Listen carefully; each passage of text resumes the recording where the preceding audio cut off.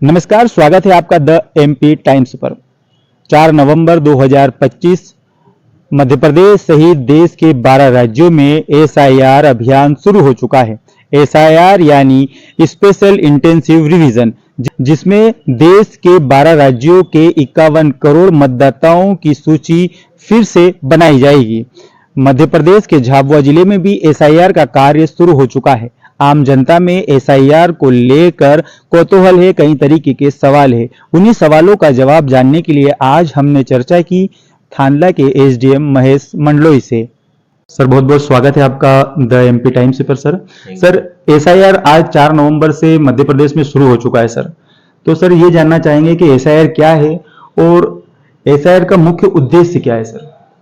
SIR special intensive revision है और भारत निर्वाचन आयोग के निर्देश पे इसको हम लोग कर रहे हैं और ये 28 तारीख से लेके 7 फरवरी तक एक अलग अलग चरणों में होना है, जिसकी प्रक्रिया चल रही है।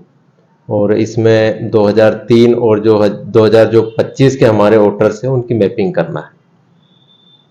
सर, इसमें मुख्य डॉक्यूमेंट्स क्या मांगे गए हैं जिसमें मैपिंग की जाएगी, जिन डॉक्यूमेंट्स के जरिए?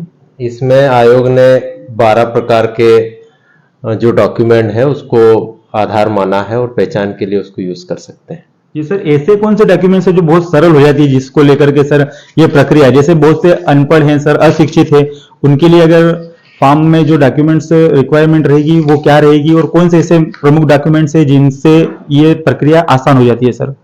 जन्म प्रमाण पत्र ला सकता है व्यक्ति, आधार कार्ड ला सकता है, पासपोर्ट ला सकता है, स्थायी निवासी प्रमाण पत्र ला सकता है, वन अधिकार प्रमाण पत्र ला सकता है। उसके बाद ST/SC का कोई जाति प्रमाण पत्र, OBC का कोई जारी हो, उसको पहचान के रूप में यूज कर सकता है। इस प्रकार के अलग अलग 12 तरह के डॉक्यूमेंट्स आयोग ने निर्धारित किए। सर, एक तरीके की ये बात आई है सामने कि जैसे जो महिला है, जो लड़की है, जैसे अपने यहाँ से कोई बाहर जिनका विवाह हुआ है, जिन महिलाओं का, या बाहर से कोई महिला का यहाँ विवाह होता है जो यहाँ की बहुएं हैं, उनको लिए डॉक्यूमेंट्स क्या रहेंगे सर? उनको कैसे मैपिंग के जरिए जोड़ा जाएगा सर? जैसे फॉर एग्जाम्पल एक उदाहरण के माध्यम से बताना चाहूंगा। कोई राधा नाम की महिला है, अगर 2025 की मतदाता सूची में अपने यहाँ पे 2025 में शादी होके आई है और उसका नाम ग्वालियर जिले में अगर रजिस्टर्ड है जी, तो हम उसके जो माता पिता, दादा दादी और जो ट्रांसजेंडर 5 प्रकार के विकल्प आयोग ने दिए हैं, उसकी एक वंशावली को ट्रेस करेंगे, उसके बाद उसको लिंक करेंगे। सर, जैसे ये इसमें 2003 की जो वोटर लिस्ट है सर, वो बहुत महत्वपूर्ण मानी जा रही है, क्योंकि उसके आधार पर ही सारी प्रक्रिया आसान हो रही है। अगर जिनका नाम उनमें है, उस लिस्ट में अगर है, तो उसको लेकर के क्या है और क्यों सर वो महत्वपूर्ण है 2003 की वोटर लिस्ट? नए आयोग ने 2 तरह के पार्ट डिसाइड किए हैं इसमें। एक तो 2003 और 2025, अगर जिनके नाम 2003 और 3 की मतदाता सूची में भी है और 25 की मतदाता सूची में भी है, वो इजीली वेरीफाई हो जा रहा और मैप हो जा रहा।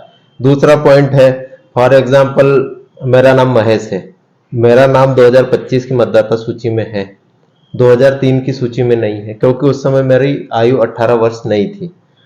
तो अब उसको लिंक करने के लिए मेरे पिता, दादा दादी, माता, उसकी वंशावली को 2003 की जो मतदाता सूची है उसमें देखेंगे और उसमें अगर मेरे पिता का नाम या मेरे दादा का नाम मैच कर रहा है तो उसको हम उसके माध्यम से लिंक कर देंगे।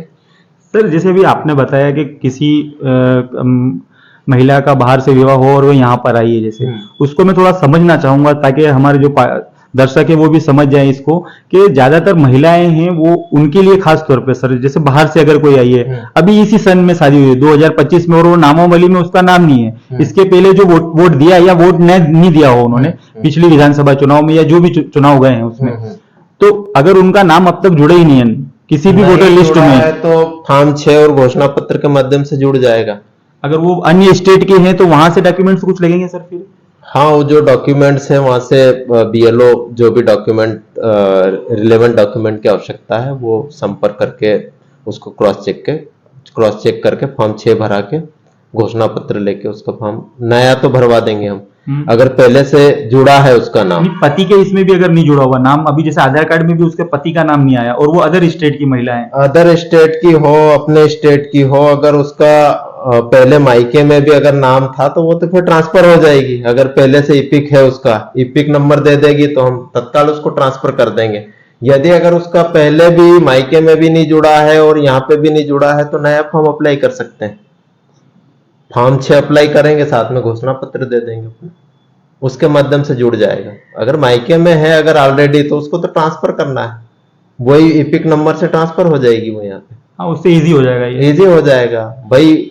बच्ची की अगर 22 साल में शादी हुई और उसका 19 वर्ष की आयु में अगर उसके माता पिता के नाम ऐड हो गया, इपिक नंबर है तो इपिक नंबर वो दे देगी बीएलओ को, ट्रांसफर हो जाएगा, उसमें कोई कठिनाई नहीं।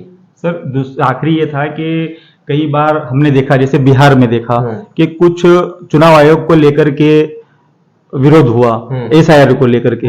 हमारे यहाँ पर भी व्हाट्सएप पे बहुत सारे ऐसे मैसेज चले, इसको लेकर के जो भ्रम ना फैले, इसको लेकर के थानला की जनता को आपका क्या कहना है सर? इसमें कोई संशय नहीं है, पूरी ट्रांसपेरेंट प्रक्रिया है और आयोग की मंशा है कि कोई भी पात्र व्यक्ति का नाम छूटे नहीं और किसी भी अपात्र व्यक्ति का नाम मतदाता सूची में जुड़े नहीं।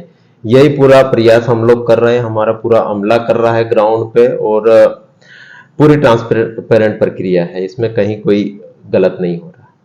सर बहुत बहुत धन्यवाद, आपने बहुमूल्य समय हमें दिया। तो देखा आपने थानला एसडीएम महेश मंडलोई ने किस प्रकार से एसआईआर के संबंधित सवालों के जवाब दिए।